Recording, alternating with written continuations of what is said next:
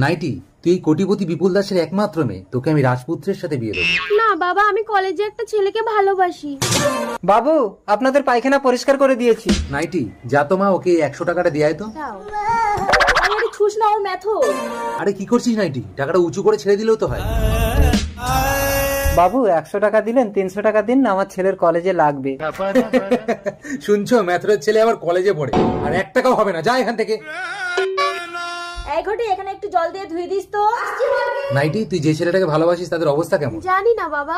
এক্ষুনি ছেলেটাকে আসতে বলতো। ঠিক আছে।